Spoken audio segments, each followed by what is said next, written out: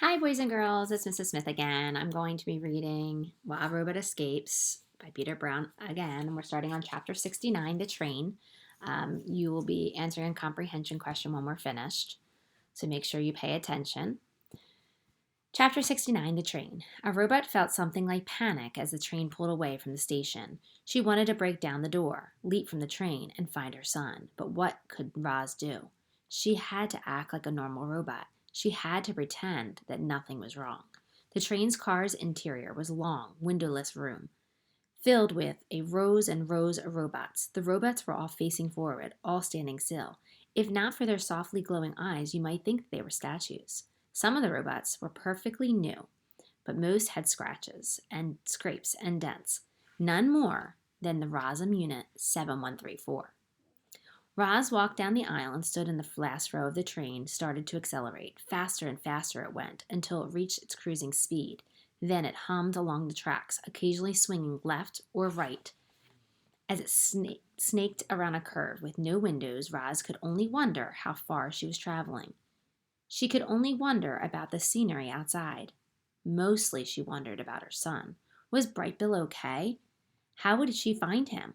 Would they ever see each other again? Of course they would. Bright Bill was smart and resourceful. The goose would simply follow the train tracks into the city. Then he would find his pigeon friend, Graybeak, and they would help them reunite. Roz just had to stay out of trouble. Time crawled by. The robots gently swayed with the motion of the train. Finally, there was an announcement from the loudspeaker. Next and final stop, Center City Station. The whistle blew. Woo! The train braked and slowed and came to a smooth stop. The door slid open and the robots filed out. This is the picture of the train. Chapter 70, The March Through the City. The main hall of the Center City Station was enormous. Wide columns stretched to an arched ceiling. A huge electronic screen flickered with the train schedules. The whole place was bustling with humans and robots, and everyone seemed to know exactly where they were going. Everyone except Roz. There was our robot, standing still in the station while commuters hurried past. She was trying to calculate her next move, and she had to think quickly. You see, a normal robot would never loiter there for long. Roz needed to do something. Anything. And when the crew of Rosam robots marched past in single files, she could think of no better plan than to join the end of the line and pretend to be one of them. She followed through the crew, through a set of doors, and suddenly they were outside. The city was a blur of activity. Automobiles hummed down the streets, robots marched along the sidewalks, humans talked and laughed and shouted. Buildings towered overhead above them. Airships buzzed across the sky. Airships. For a moment, Roz was dreaming again about how easily she could get home with an airship. But reality came crashing back when the white triangular ship darted over. It was gone in an instant, disappearing behind. Here's a picture of the city. Disappearing behind the rooftops. But that was all it took for the robot's survival instincts to flare. Were the Ricos searching for Roz, or going about their other business? Roz tried to focus on her immediate surroundings. She was still marching behind the crew of robots. With each step, she grew more nervous, and that they'd notice her tagging along. She wanted to break away. And as they started weaving and shuffling through the crowd of tourists, Roz slowed and stopped, and the robot crew continued on without her. Now Roz was on her own, but she didn't know what to do or where to go.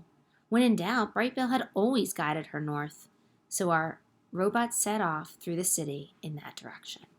While marching northward, Roz passed beautiful boulevards and architecture and gardens and art, and yet she had to ignore it all.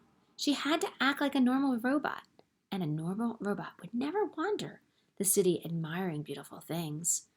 Wherever Roz looked, she saw normal robots concentrated on their tasks, on the nothing and nothing else. They ran errands, they delivered food, they swept sidewalks, they cleaned windows, they fixed machines, built glorious structures, and did more jobs than you can possibly imagine.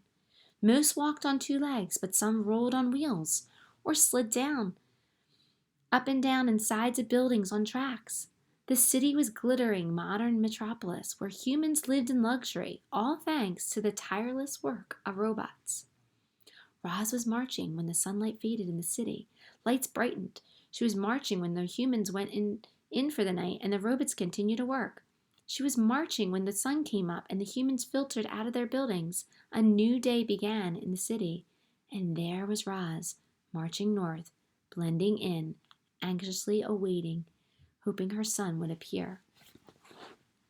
I'm wondering myself, are you wondering when she's hopefully going to reunite with Bright Bill?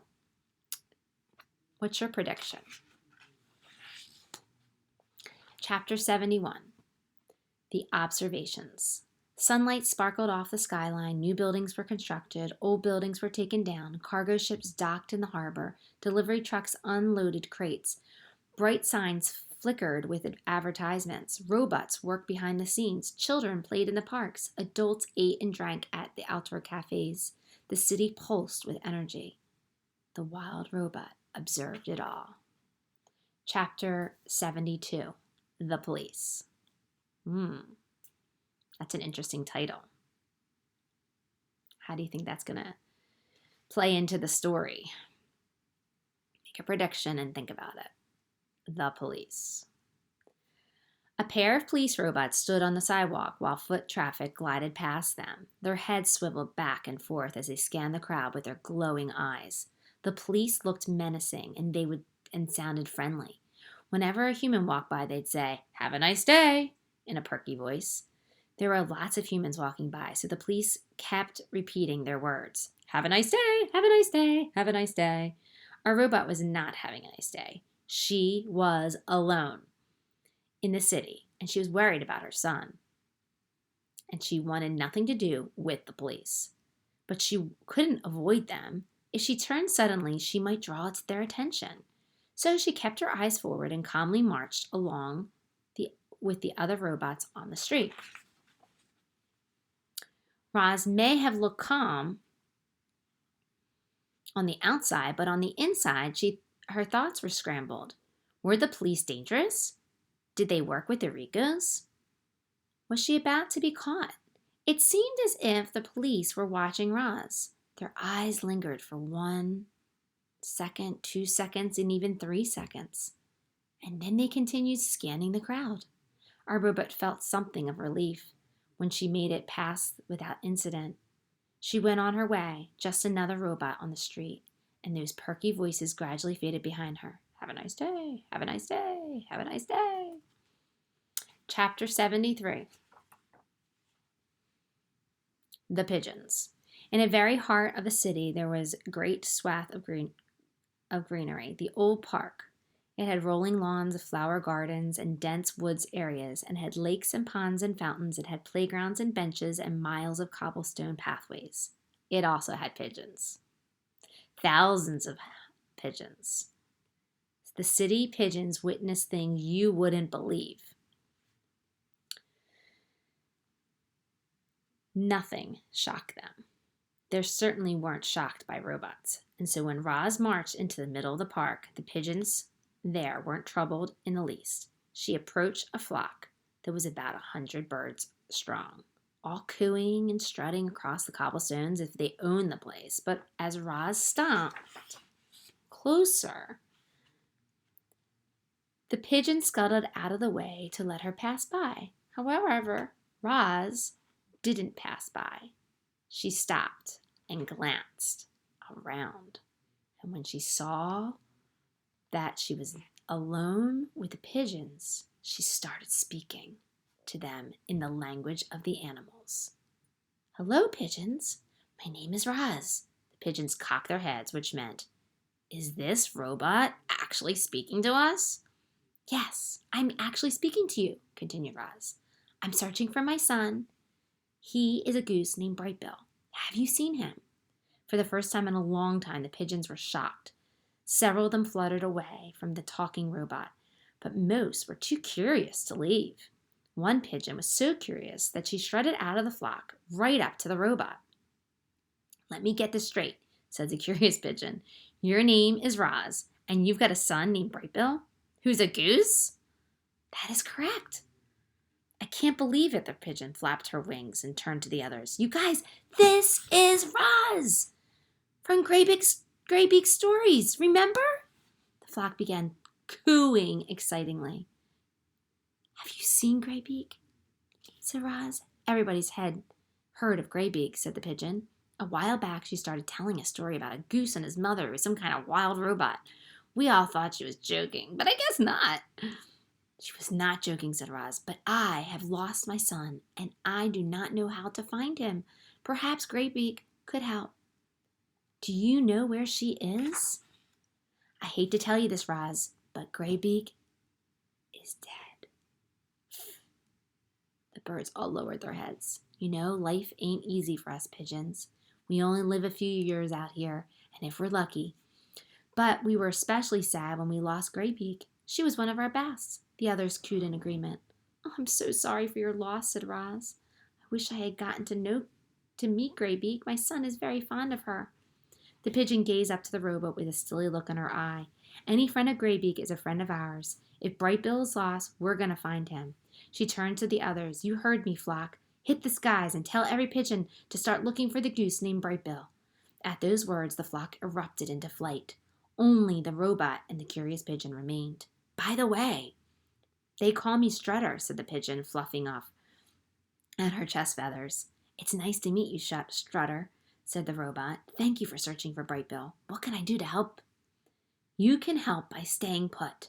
I want you to stay in this park. When we return with your son, don't hide or wander off. And make us go searching for you, too. Oh, and another thing, Strutter added. Stay away from the park ranger robot. He spends most of his time taking care of the grounds, but he's always looking out for troublemakers. The pigeon gave a quick salute to the robot, and then he joined the search for Brightbill. So boys and girls, today you are going to answer this question. It's back in chapter 69. So I'm going to have you go back to the comprehension questions that are attached to this assignment on Google Classroom. The question is, explain 2 ideas that worried Roz while she was on the train. Use specific evidence. So you're going to have to find text evidence on the PDF that's attached for chapter 69 called The Train. If you do not use text evidence, your teacher is probably going to turn your assignment back to you. So please go ahead and make sure you turn the question around, answer in complete sentences, check your spelling, check that you have evidence, 2 pieces of evidence from the text, writing the text states or on page whatever it is. I found that it stated this. Make sure you use text evidence to answer your question. Have a great day. Thanks for listening.